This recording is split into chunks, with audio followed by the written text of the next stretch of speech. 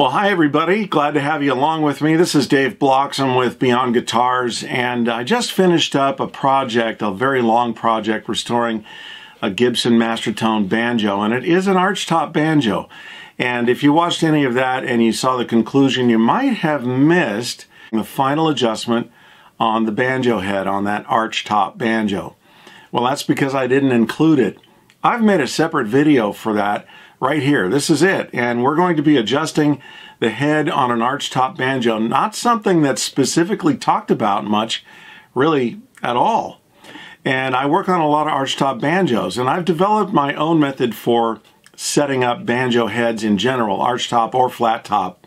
And it's very similar. I mean, there's very little difference, but I want to see what the drum dial, which I have never used in 40 years, it's not something I have really relied on because I have my own standard right here. So I'm going to set it up the way I normally do, and then I'm going to read my settings with the drum dial and see how even I have made the adjustments and at what number is it. Now, I saw a couple of numbers floating out there for a flat top banjo being 90 to 91. So I'll keep that in mind, and I'm going to see what it is now. The banjo's been sitting for a couple months or more, and I know that it's lost some tension. So we'll do a reading on that just for fun, just to see what that number is. It won't mean much because what I'm after is getting it adjusted right. So I'll adjust it, use the drum dial, see what the numbers are, and then I'll tweak it a little bit and go with that 90-91, see what that sounds like. And you might be surprised what it sounds like. And I'll show you first of all how I do it with my ear coming up right after this.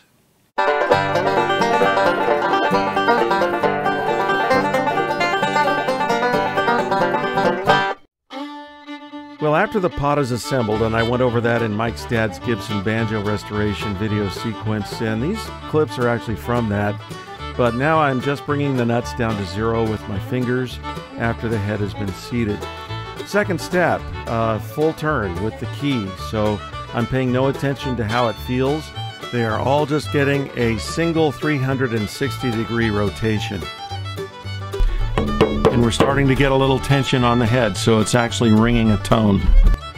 So in step 3 here now, we're going to turn an additional half turn. So these are angle torques, not actual torques. So just another half turn, and that will, in 2 stages, bring it down to a turn and a half. And then we'll begin the torque sequence. So I should have a little bit more tension on the head at this point, and I definitely do. So it's coming up, and everything's fitting nicely. The head at this stage is a little baggy and still a little wrinkly, but it will stretch, so don't worry about there being any little imperfections in the head when it's this loose. So now we're going to add some tension by feel, and no more of that angle stuff. I'm imagining a grape under my thumb, and I'm going to preserve that grape. I don't want to burst it. So with every torque stage, remember this, there's a following evening out stage, because they loosen up, and it's a very high tendency for these things to go uneven. So we're going to pay close attention to keeping them even. And we've actually got some respectable tension on that banjo head. So here we go with another increase. So we've done our first torque and then an evening out stage. And now we're going to imagine that grape under our thumb, at least I do, and it feels like you just might burst that grape. And we're getting a real pitch there now. So we've got an evening out stage, of course, after that. The second pass with the same idea in mind, just to where you're about to burst that grape. Now we're into step 8, the final torque, and it feels like you'll definitely smash that grape. So just go all the way around, make them all even, and give it that little extra oomph there, you know, when you're giving it a turn. And of course, we know there's an evening out stage after that. Now you can do a star pattern, you can reverse direction. Sometimes I like to just start in a different place and then go all the way around using a different reference point. So I'd like to mix up where I begin or which direction I go. You could go counterclockwise versus clockwise if you like. But here you'll notice I am getting a turn on most of those. When we're just evening it out, it tends to do that. Well, this particular banjo went through a process of restoration. If you saw my series, then you've seen these images before. It took some time, and this banjo went through a lot.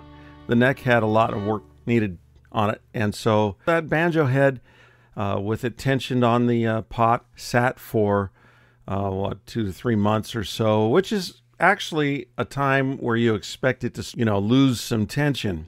I've been doing banjo work for 40 years or so, and have just kind of developed my own standards how to adjust it. What I'm doing now is really not very valuable because I know that the head has lost tension. I kind of expected the drum dial numbers to be higher than they would be for a flat top banjo because the effective area of a archtop banjo head is smaller.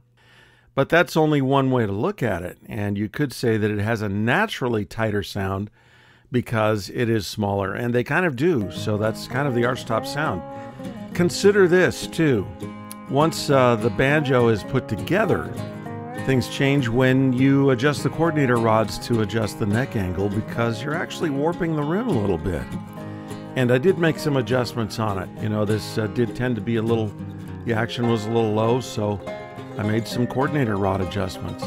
And that might account for the way that the head isn't reading evenly. We had a low reading of 81 and a high reading of 84, which overall seems low, but it's not even either.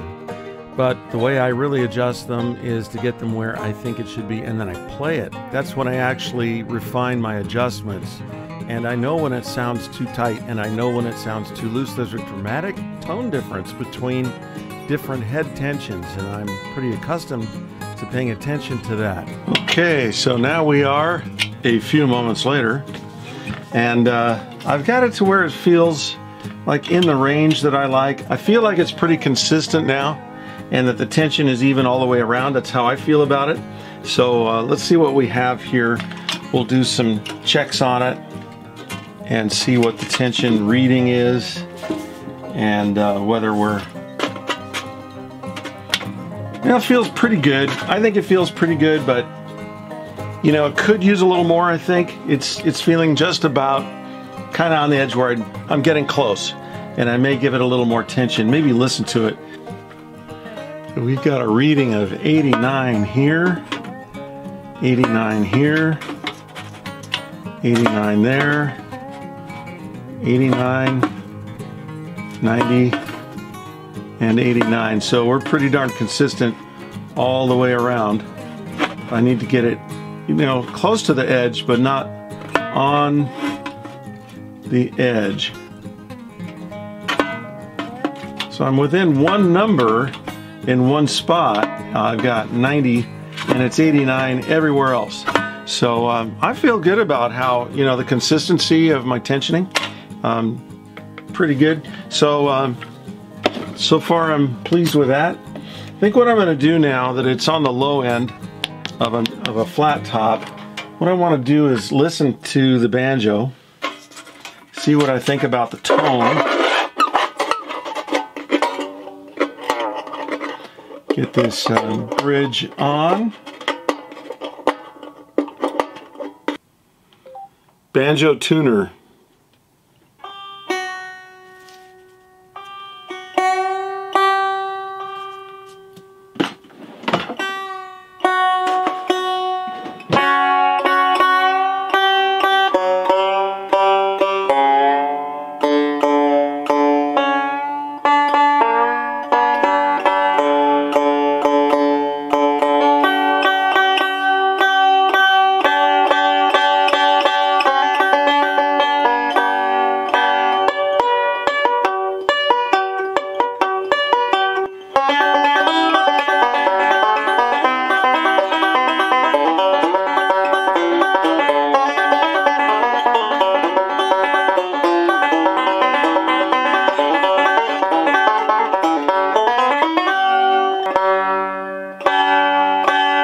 Has good volume, and this is without the resonator.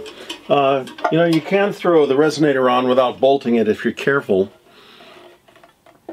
and don't move it around, just to get Getting a lot of volume out of it right now.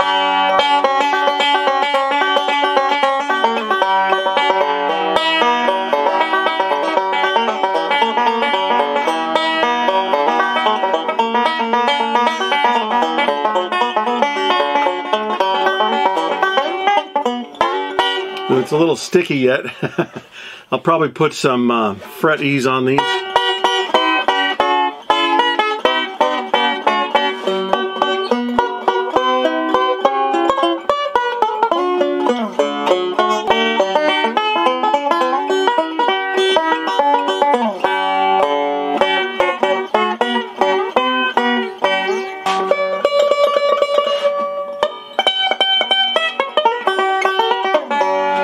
It actually sounds very bright, and you have to keep in mind that it's a new head, new strings, new bridge. Everything is new.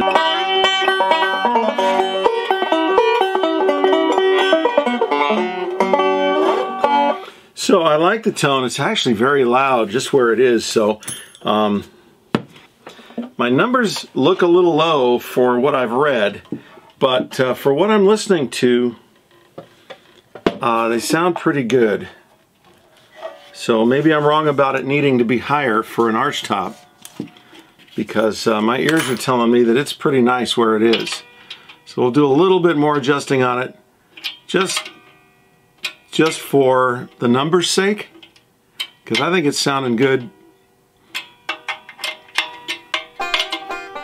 Now, of course, now I have the strings and the bridge pressing on the head. And I wonder how much effect that has on the strings. So I'll call out the numbers here. Otherwise I'd have to move the camera again to show you, but we're at 0 or 100 actually on the glass. Back to 90 and 90. And we've got 90 there.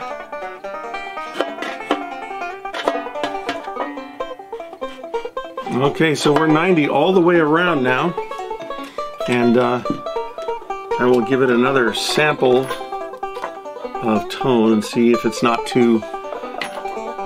There's a term that's used for trombone people when they overblow the trombone and it starts making this rattly sound, this blah noise, and they call it blat or blatty, a blatty sound that a trombone makes when they just kind of loosen their lips and just blow, and it gives it this harsh noise. I relate that to the banjo a bit because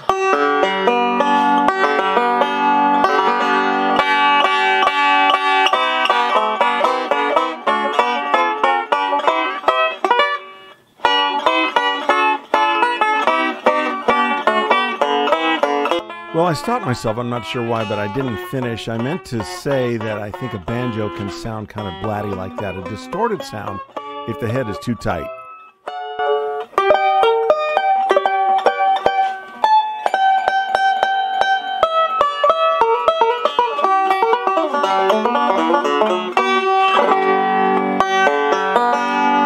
I'm not sure it improved the tone. It didn't really, to me, improve the tone.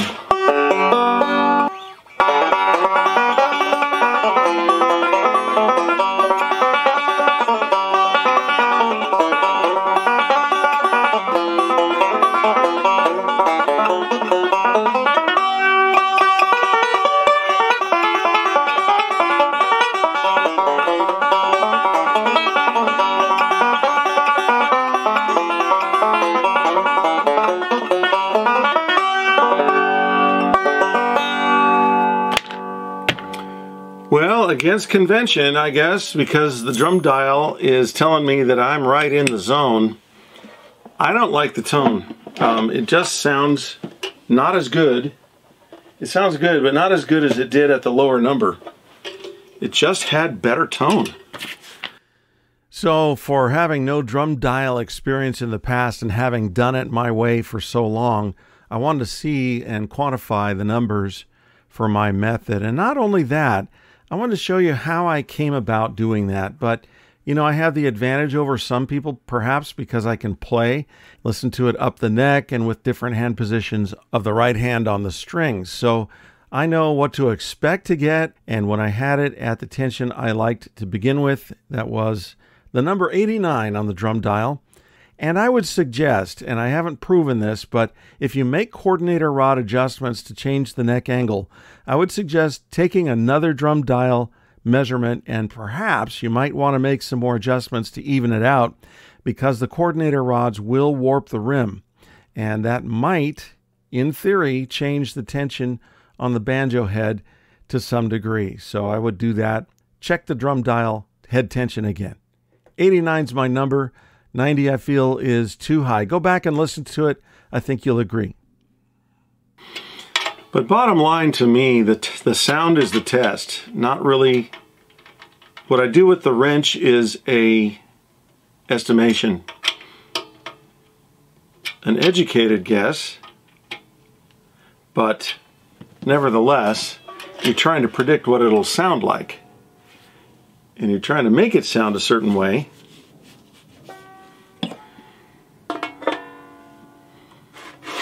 '89, '89, '89. I'm at 89 everywhere with this corner, but for this corner. Okay, so I've got it reading 89 all the way around. Now what I want to do, since I'm not a drum dial guy, I'm going to see how much that has affected the tone or the tension of the head by having the strings on. So now with the bridge out, the head has no tension on it from the strings.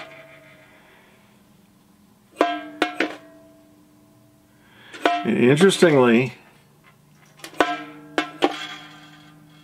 that has actually brought it up a number.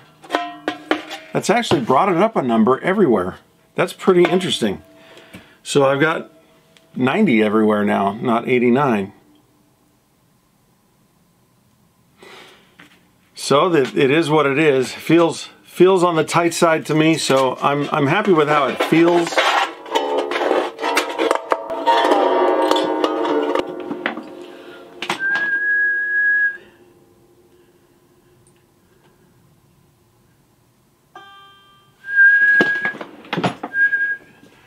That's what I thought. That's the note I had in my head. So we'll go for that again.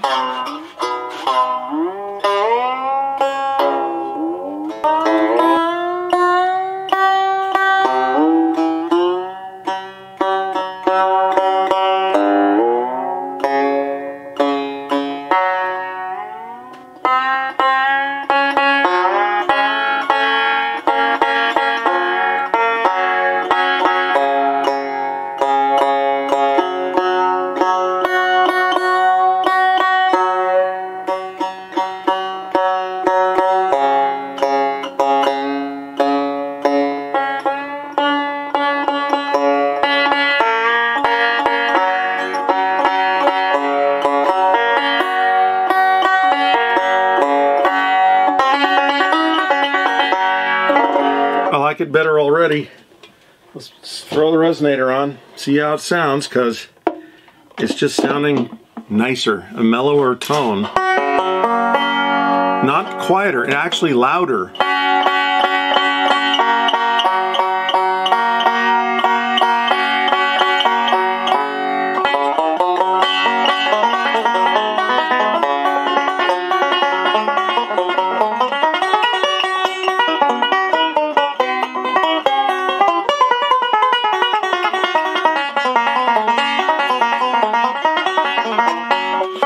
Notice the intonation's not right, it sounds off.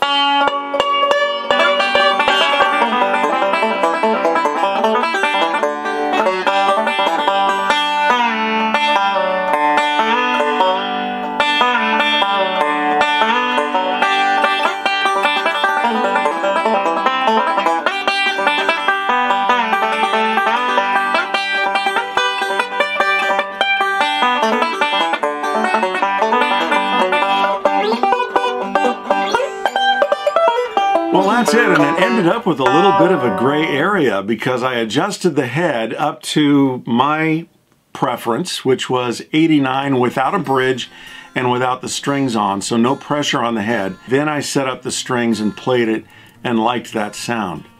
Then I adjusted it a little bit higher and I didn't like that sound, so I brought it back down to another one number below, that is with the bridge and the strings on, and then I took the bridge and strings off, and where am I but at 90? It seemed very strange, but this is my conclusion here. Experimentation like that is fine, and I would encourage it, you know, when you get your banjo set up the way you like it, and use your drum dial and see if someone else's numbers are agreeable to you. And there's no other way to know unless you kind of experiment on your own. But from my experience today, I think that if the drum dial is the way to go, then 89 is the number I'm after with the strings off and the bridge off. Well, I have more projects coming up. I hope you join me for those. So like and subscribe and comment. And one of my projects here, I've got them all over the place. I've got projects behind me on the shelves over here. I've got some in the house in my office. Lots of work to do and just not enough time. It's really what it comes down to. This is one of the more pressing jobs to do. This one is an immediate project here, this broken off headstock. It's a banjo headstock. So that'll be coming up. Join me for all that fun coming up here at Beyond Guitars.